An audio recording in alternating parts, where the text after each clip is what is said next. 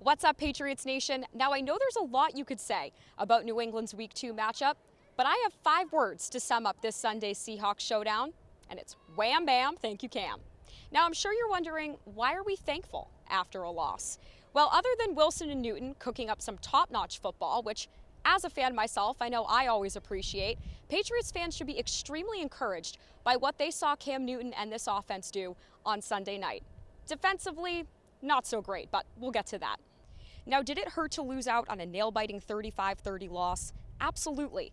But bottom line, sometimes the battle itself is worth more than the outcome, and this was a prime-time example of that. The loss came down to a predictable play call that just wasn't going to fly against the Seahawks, and McDaniels has owned that. So with all that being said, I think it's safe to say that it's fairly easy to foreshadow the way the Patriots are going to look against the Raiders this week, which is great news for them offensively. But defensively, it's not so great, and that's an understatement. So let's take a look at some of the Pats' successes and pitfalls from Week 2 that will help us get a better understanding of how they're going to look heading into this week's matchup.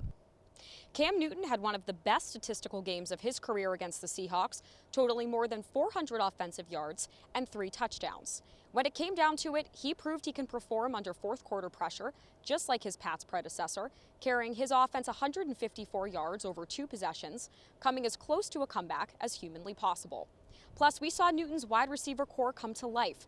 Not only did Julian Edelman set a single-game career-high 179 receiving yards over 8 catches, but his chemistry with Newton is undeniable. Top that off when N'Keal Harry's promising performance, repeatedly delivering in the clutch, with 8 catches, 3 on the final possession, and Bird matching Harry's 72 yards with 2 fewer receptions, I'd say his wide receiver core is coming to life.